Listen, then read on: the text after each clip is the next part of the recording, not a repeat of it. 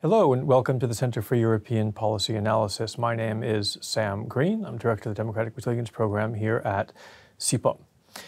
On the 1st of June, heads of government from across the European continent gathered in Chisinau for the second summit of the European political community to discuss the challenges of and opportunities for integration and cooperation, as well, of course, as Russia's ongoing brutal and illegal invasion of Ukraine. It's thus my honor to welcome to CEPA today Ambassador Viorel Ursu of the Republic of Moldova to the United States to discuss these challenges, the European political community more broadly, the outcomes of the summit in Chisinau, and of course, Moldova's unique position and challenges. Ambassador, welcome. Thank you for having me. When Emmanuel Macron first proposed the European political community, he spoke of extending a kind of strategic intimacy beyond the usual geographic and institutional borders of the European Union. Looking back to the summit in Chisinau, do you think this ambition has been realized?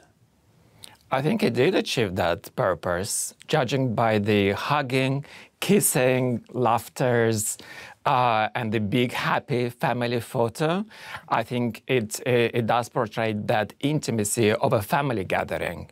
I think what we witness is indeed that bond of a family that needs to be grown and protected. And I think like every family, and Europe is a bigger family, we do need those kind of rituals to keep the bonds, to keep the trust, because it's so much easier to lose the trust. And I think Moldova has done a very good job at hosting this kind of big family gathering, similar like in the US, where you do need Thanksgiving and Christmas to bring everybody together. Even if some members of the family might not get along very well, you still need to keep those rituals. And this is exactly what it happens.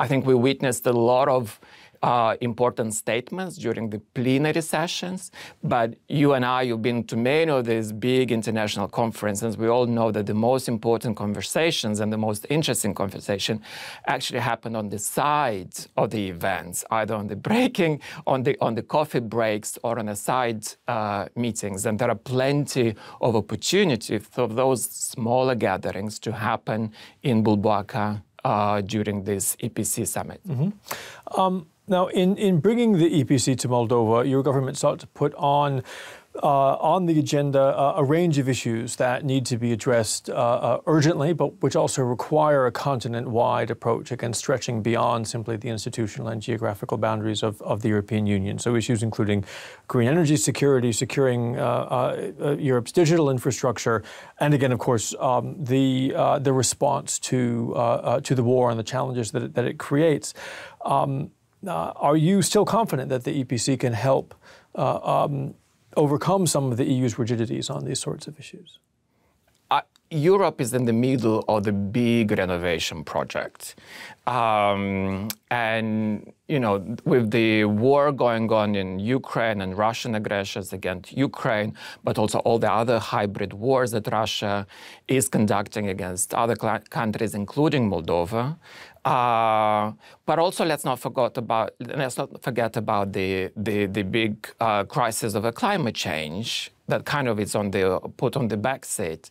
Because of all this crisis, I think there is an understanding that we should not waste a crisis, and that's why it's a good opportunity to do that, to start a big renovation. Europe is like it's not a segregated villa, it's more like an apartment blocks, and you know we all live in that apartment blocks, and you might want to start a renovation in your apartment, but it's an old building, and I think it will be much more efficient if you start renovating the entire blocks together. And I think this is what it's happening. We need to rewire the entire building. We need to change all the elevators. It's also our main supplier of gas and electricity suddenly cut the supply in the middle of the winter. So instead of, you know, we also need to look for other suppliers, but also we need to look how we can more efficiently rewire our building, and maybe we need to put some solar panels on the top. And that's why, similar when the pandemic, so many people got stuck in the house and suddenly everybody started doing renovation. I think this is what is happening with EPC. I think the realization that we might be much more efficient if we do that renovation project all together. Let's not forget the European Union is only 27 member states, but we are almost 50 in that building, and we need to work together. That's why Moldova proposed for that summit the three priorities. And of course, this is peace and stability. This is mostly related to the war in Ukraine. It's also how we address that rewiring our bloc about addressing also the climate change, but also energy security. And then finally, connectivity, how we fix the elevator in the building and the transportation. And I think the expectation is not that the EPC is going to do the renovation, but this is a place where you can discuss what needs to do, the sequence of that, and then take those decisions on a specific project in smaller groups to be discussed in different formats. I like that metaphor almost of the EPC as a condominium association. It makes a lot of sense. We'll come back to some of the issues facing Moldova specifically in a moment, because I do want to focus on that. But sticking with the EPC a little bit longer and the relationship between the EPC and the EU, there has been anxiety from the outset, from the time that the EPC was initially even spoken of in Strasbourg, in Brussels, in Paris, and elsewhere, that it could become something of a permanent waiting room for those countries like Moldova that are on a pathway to membership of the European Union. Leaders in Western Europe have sought to allay those anxieties, but they do seem to remain. Is your government confident that it is possible to work through the EPC to get closer to Europe rather than remaining on the margins? I think indeed there are some suspicions about the intentions of this project, but let's not forget the moment when it was proposed. It was in May 2022. It was just a few weeks after Ukraine, Moldova, and Georgia applied officially, formally for the EU membership, and we're all waiting anxiously the decision, both the assessment of the European Commission at that time, but also the decision of the EU leaders, which was supposed to gather in June.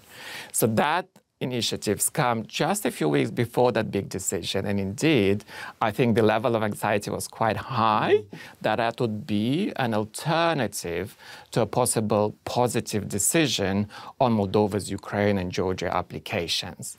However, we had a positive decision. At least Ukraine and Moldova have been acknowledged as candidate countries, and we are put on the track of the accession process. It's a long process, of course, but at least one track, which means that it's going to be a merit-based process based on the conditionalities and the homework that we were given to perform, and then it will go to a normal cycle of an assessment, annual assessment, and then the decision.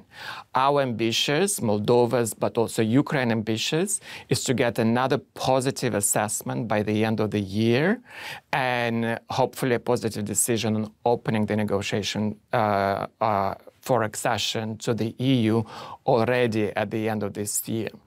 So that level of anxiety, I think, disappeared just because we got on the right track that we expected, but also we see that EPC is more than just the EU. And again, Moldova is very proud to be the first non-EU country to host this kind of gathering, because the arrangement is that there will be 2 summits a year, one hosted by an EU member state and one by the non-EU member state. Yeah. On the subject of homework, of course, Moldova, unfortunately, has been set some homework by a somewhat less friendly partner.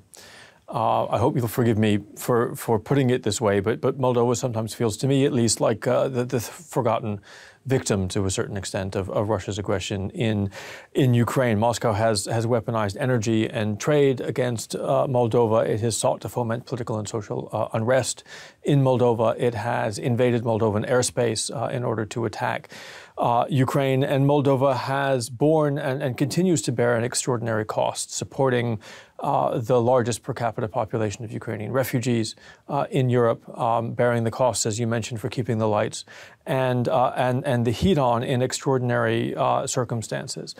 Are you confident, looking broadly, that Moldova's friends in Europe and indeed here in the United States understand what is at stake?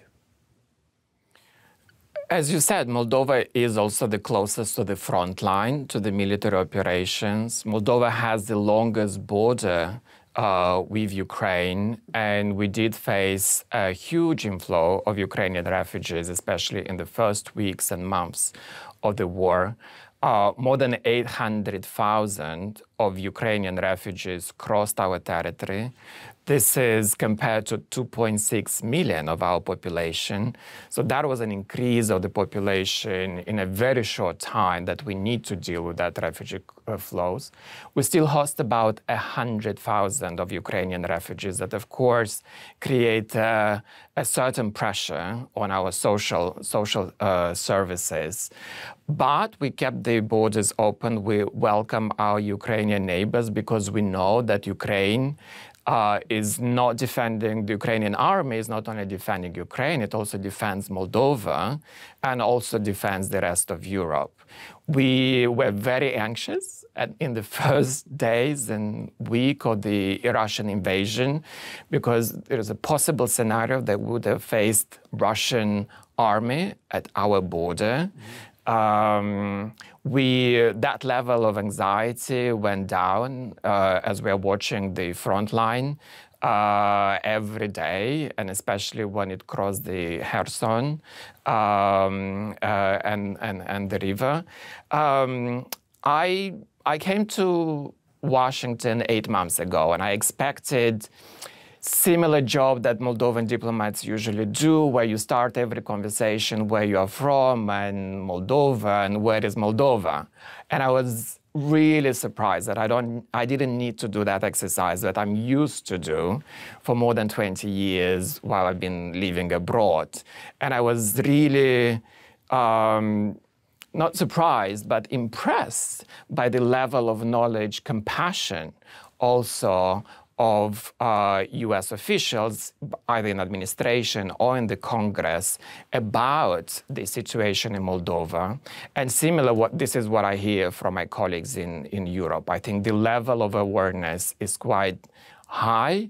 Also, we never had so many visits, especially from the U.S., as we had last year. And I think those kind of contacts, meetings and visits of Congress people, administration, even at the highest level, it really provides for that better understanding.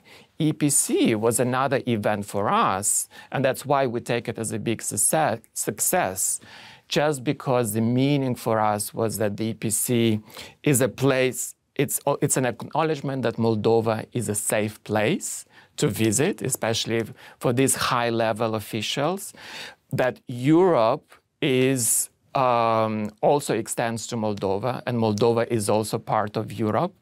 And we are on a good track to our European integration, and that one day we will become member of the European Union. And this time was indeed a proof that friends in need are friends indeed. And I find so many friends here in Washington, but also in Europe. Thank you. I'm afraid that is all the time we're going to have for today, but we will continue to focus on these issues and to be a friend of Moldova here at SIPA. Thank you, Ambassador, very much for what has been a frank and enlightening conversation. Thank you to all of you throughout the transatlantic community for tuning in with us today. For more on the EPC and other issues that we touched on with Ambassador Ursu today, please do explore SIPA's website, where, among other things, you'll find our in-depth analysis of the EPC and the road to Chisinau in a paper by myself, Edward Lucas, and Nicola Tenzer. In the interim, please stay well, stay safe, and thank you. Thank you.